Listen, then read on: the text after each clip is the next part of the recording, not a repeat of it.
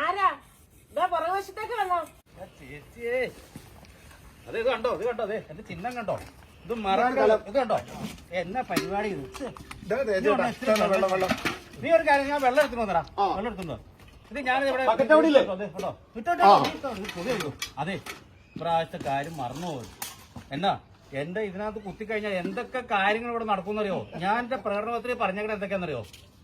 ചേച്ചി ഇതൊന്നും കഴുകണ്ട, ഇതെല്ലാം റോബോട്ട് വരും ഇവിടെ. അതുപോലെ തന്നെ പിന്നെ ഒരു 3-4 ടൈപ്പ് സംഭവങ്ങളാണ് ഞാൻ പറഞ്ഞത്. ഏതൊക്കെയാണെന്നറിയോ?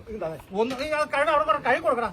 നീ അവിടെ നിന്ന് കഴുകി ചേച്ചിക്ക് വേഗം കഴുകി എന്നെ നീ കാണിക്കണേ.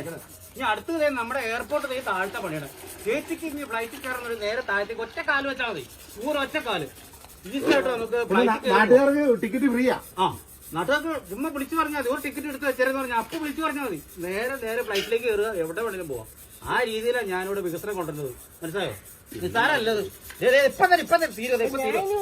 എന്ത് ചെയ്യാൻ? ചേച്ചി ഒന്നും ചെയ്യണ്ട. തീരണ്ടേ നമ്മളത് തീർക്കാൻ. ഇനിയുണ്ടോ ചേച്ചി? ഇനിയുണ്ടോ? അതെ ഞങ്ങൾ രാവിലെ വേറെ നമ്മുടെ എതിർ പാർട്ടിക്കാർ വന്നത്. അവരെന്തി? അവരെ നിങ്ങൾ കണ്ടില്ലേ?